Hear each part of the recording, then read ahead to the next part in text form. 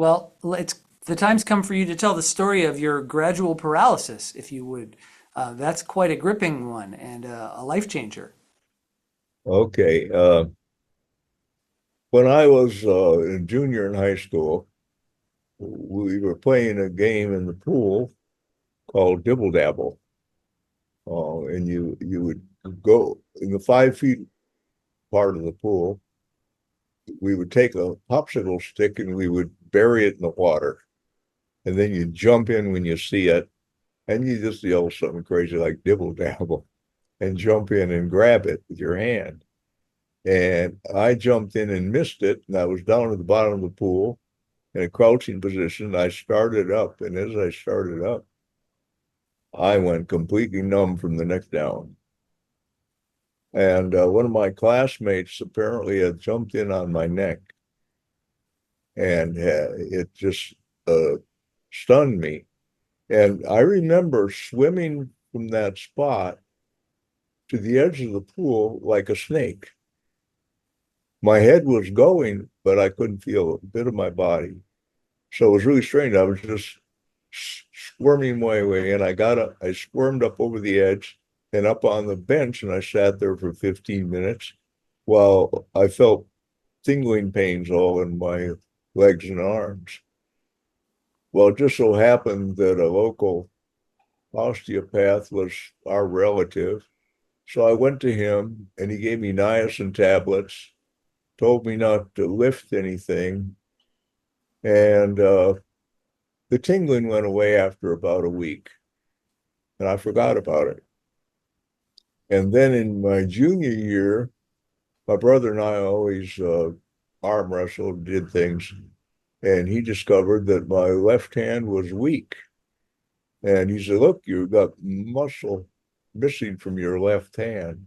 Can you see it?" Yeah. I had muscle missing from atrophy in my left hand. And when it got tested out, it was I had 150 pounds on my right hand and 50 pounds on my left hand pressure. So definitely something going on. So the neurologist said, we'll have to have you a neurosurgeon look at it. Well, they scheduled me for Thanksgiving, and I was back in school, and I got out of college early that week. You're not supposed to. You're supposed to leave on Wednesday.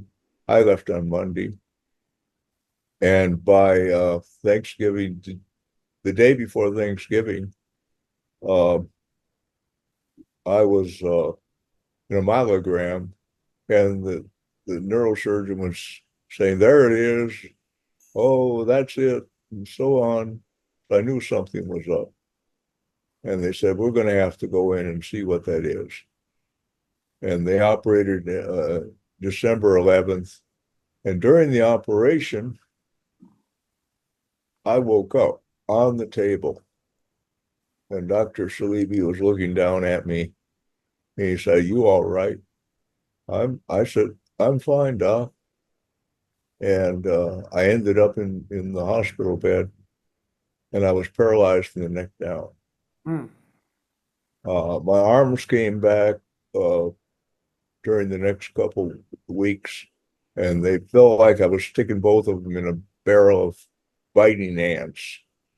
My legs didn't bother me that much, and they came back quite a bit.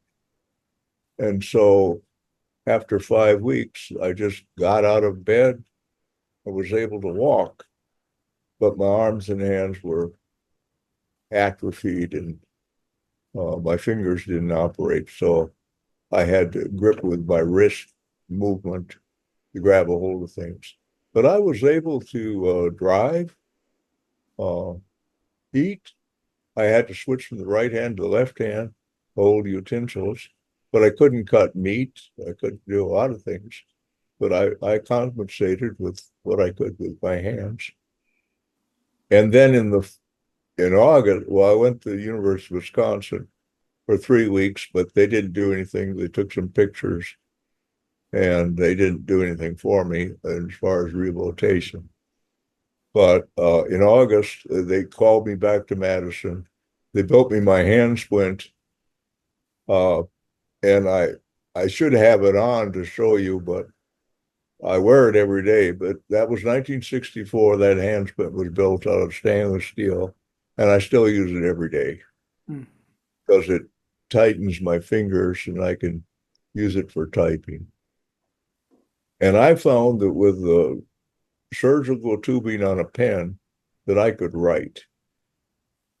And I went back to school in the fall, never using it at all. But when my brother filled out all the papers we had to fill out in those days, uh, he did everything for me. But when I got in class, I had to take notes and I had to start writing, and I did. And I did very well. I started architectural lettering because that was easier for me. And I was writing. And my senior year, I took an expository writing class as an elective because I'd taken all the hard courses. In that course, uh, I wrote a allegory comparing a library with a automobile engine, and my professor liked it. She was the head of the department too. She liked it so much that she asked me to read it in front of the class. And I was a bit embarrassed, but I did that. And then for my paper, I did an inter uh, an ecological system for an interstellar spaceship. Anyway, she lost the paper because I got it in a week earlier than all the other students. And she almost dropped me a grade because of it. But she found it finally, and I was okay.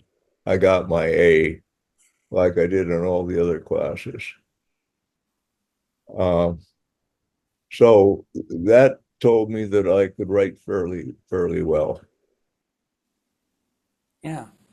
Well, so how has your paralysis changed you as a person? And what do you think your life might have been like without it?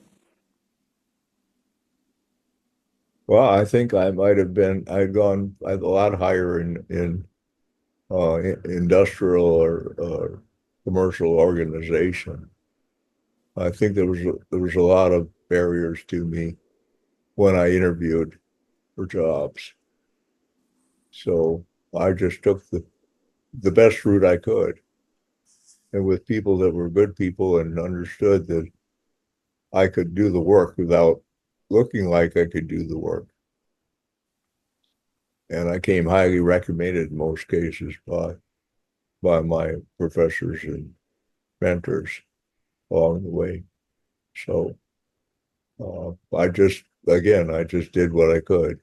My twin brother stayed in the business, became a industrial consultant on his own, had his own business. Well, that's a very good answer, matter of fact. I'm wondering on a deeper level, if I don't know, you don't seem particularly bitter about the paralysis or angry or regretful. Is it simply something that you've always just taken at face value, or are there feelings around it? I don't know. I never got angry about it. Not from the very beginning.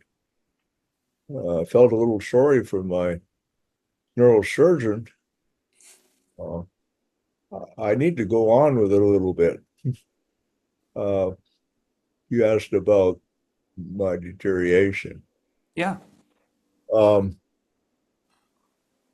he During the operation, my blood pressure dropped in my head, and I was in a sitting up position. So they had me open. They had taken bone off the back of my spine, and they had my spinal cord open in the neck area, about 3 inches, 4 inches. And the only thing they could do was lay me down and treat me for shock. So he did. He took me off the rack and he laid me down, treat me for shock, and uh, then stitched me up. He didn't finish the operation. So when I went to California and came back in 1971, my mother said, "You're limping, Ron. You weren't limping before." And so I went to the local doctor and he said, went back to him again and he said, "I'm going to have to go back in and operate again." I said, "No way." I talked to another surgeon there. We decided that I wouldn't go in, they wouldn't go in and operate. And then I got a second opinion at Mayo Clinic, and they tended to agree that there wouldn't be anything done if they operated. So I continued gradually to decline over the years. And I was checked at West Virginia University, at Emory University in Atlanta, and I got here to Houston and finally here at Methodist Hospital. And they determined that my spinal cord was about 2 millimeters across, and it was failing because of aging. So basically, I was just losing neurons as I went on through my life, and as I lost neurons, I lost function. Yeah. Gradually lost function, and by 30 years out in 1992, uh, I had to get help. I was living alone and taking care of my own house, so I had to get help. So I started hiring help, and the next year, uh, I started getting a electric wheelchair. And in 1995, I stopped driving my 73 Monte Carlo after 20 years without being modified at all. And then 3 years later, I got on a state program. I had to buy a new Ford Windstar van, and they set me up with a high-tech driving system with my right and left hand.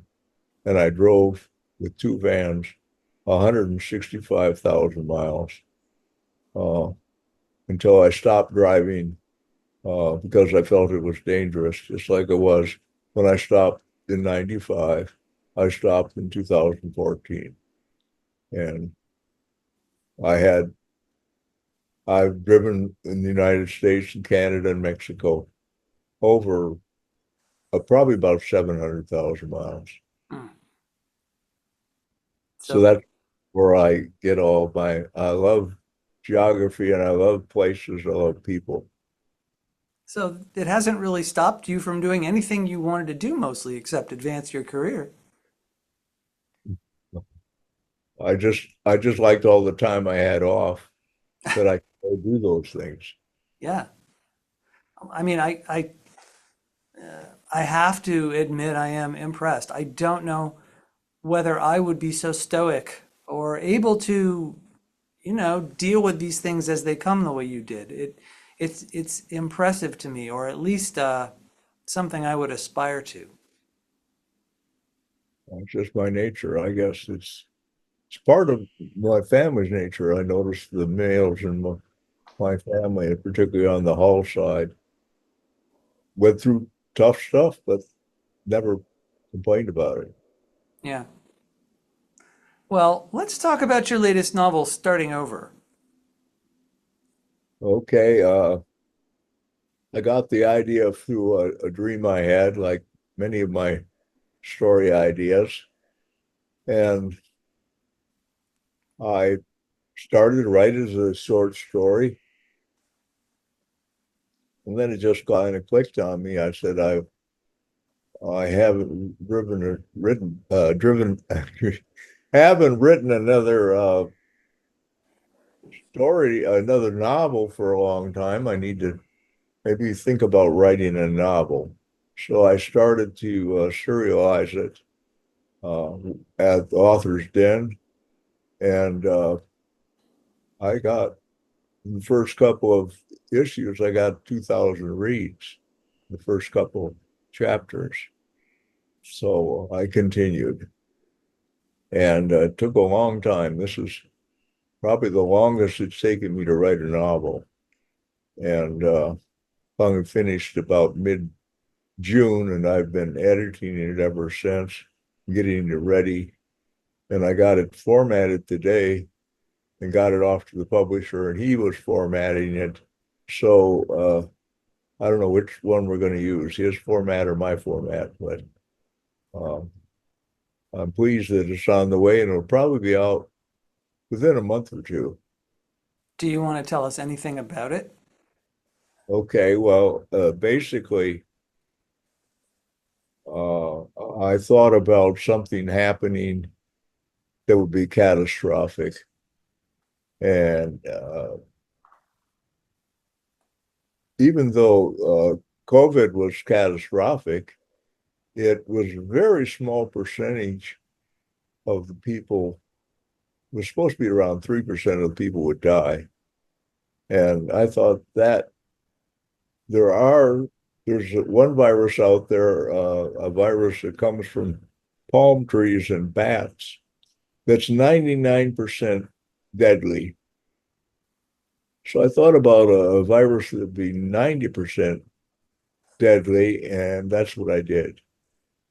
And so I had two people, one white and one black, living in Los Angeles, uh, Drake Hutchins and Derek Jones, whose fathers had a construction company.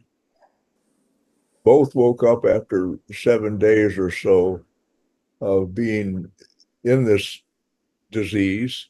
They came out of it to find their families dead.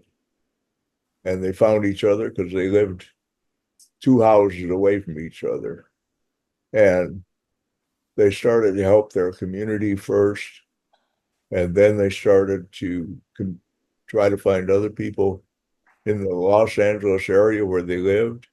They were living in Santa Monica, and they wanted to get some fish.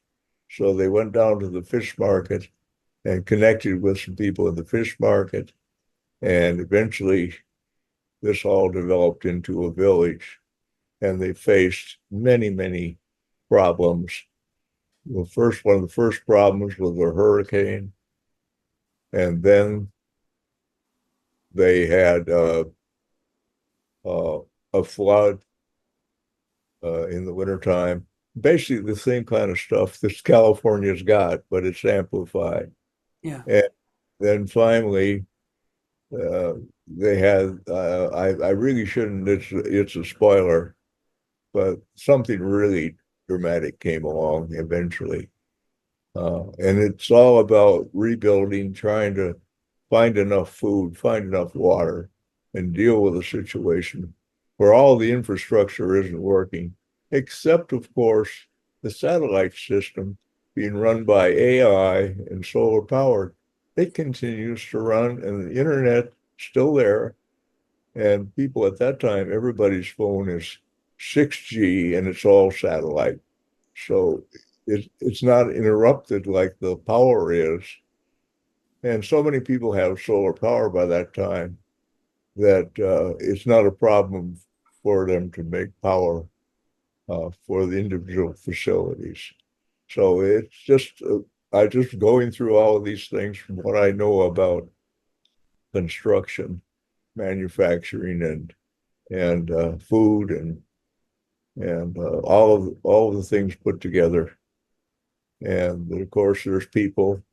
And one of the major things, of course, is babies, because they have to repopulate the world. And so there's a real change in the outlook towards having babies. That's the story. Yeah, it sounds neat.